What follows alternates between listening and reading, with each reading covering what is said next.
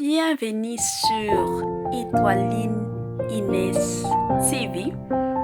Si vous êtes encore nouveau ou nouvelle sur notre chaîne, n'hésitez pas de vous abonner massivement, aimer nos vidéos, commenter et partager.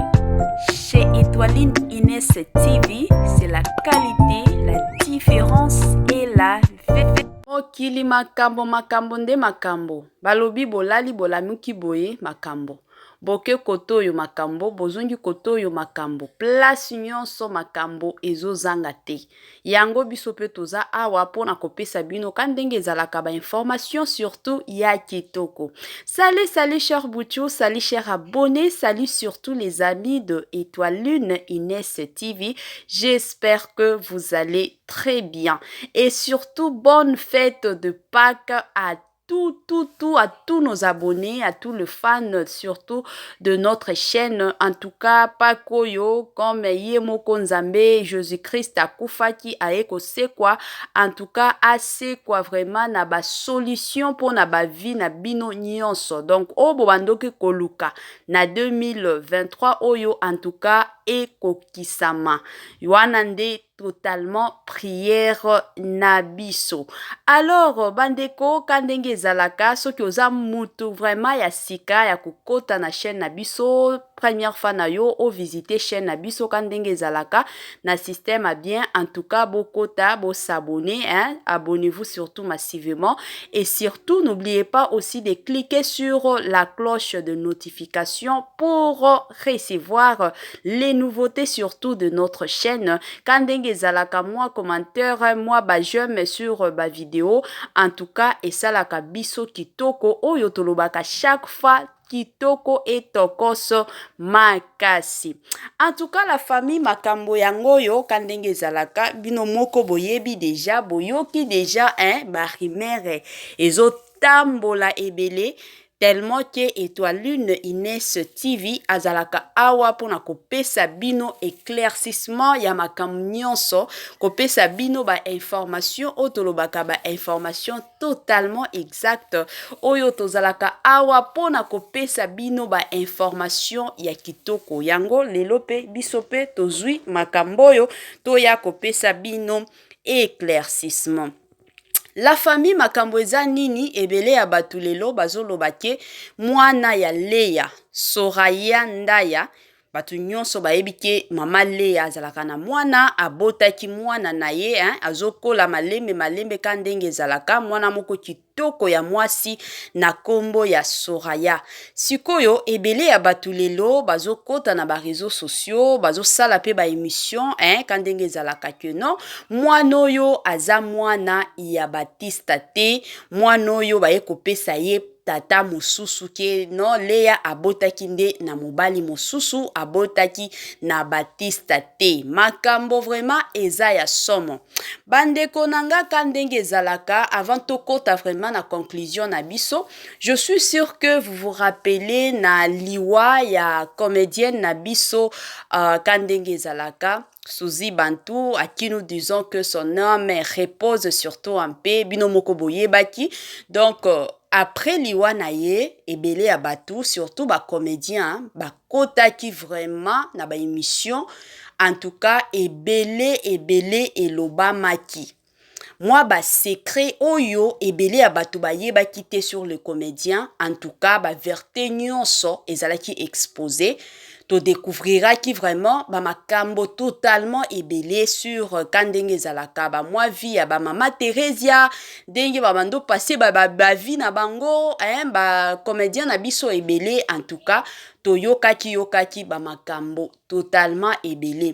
Et puis batu mosusu pe ba mekaki ko soulever point sur la vie aussi ya mama Leya pona koloba sur mwana na ye na mobali na ye kaka ndenge ezalaka ebele ya batu en tout cas bapesaki réponse moko kaka ke Batista nde azalaka papa ya mwana ya mama Leya wana penza na opesa exemple neti ya Gabi penza azalaki clair na makambo bando loba alobi te tokoli na Leya to travailler na leya place moko donc makambo nyonso leya bando sala toyebi yango très bien. Sikoyo tango leya mama leya ayaki kozwa zemi batu nyonso ba comédien nyonso ba artiste bo nyonso bayebaki ke zemi oyo eza ya Baptiste jusqu'à ce que mwana ayaki kobotama. Donc Baptiste ndeko na biso Baptiste asalaki makambo nyonso oyo esengeli ke papa asala tango mwana na ye abotami. Mais ce qui m'étonne aujourd'hui eza ya komona ke bato ebele pe bazokota babando loba babando changer ba parole ka ndenge ezalaka ke non mwana oyo Soraya azalaka mwana ya Baptiste te. Bandeko totika ba makambo wana. Mama Leya aza parmi ba comédienne oyo na lobaka chaque fois ba comédienne moko ba se respectaka mingi makasi. Mama Leya okomona ye na banzela ya gauche droite inde jamais. Aza mwasi moko azalaka donc na ba droiture na ye. Aza mwasi moko oyo a se respectaka tellement ebele. Totika kokosela Mama Leya makambo. Ye moko kutu Mama Leya loba yango ke ye mwana na ye abota ye na Baptiste. Siko bandeko mosusu bino bozo ya bozo kota ba réseaux sociaux kaka pona ko salure réputation ya Mama Leya ezo sunga te. Soki botali mwana o Soraya akokani penza na papa na ye. Azwi penza elongi ya papa na bango. Akokano tolobaka akokani. C'est parce que tozwa ki chance ya kozwa photo ya papa na ye te. Yango moye toti yango ezate parce que tozwa ki chance te. Mais soki tozwa ki chance ya kozwa photo ya papa na ye, en tout cas bandeko, bolingaki bomona bino moko ke ressemblance ya makasi eza.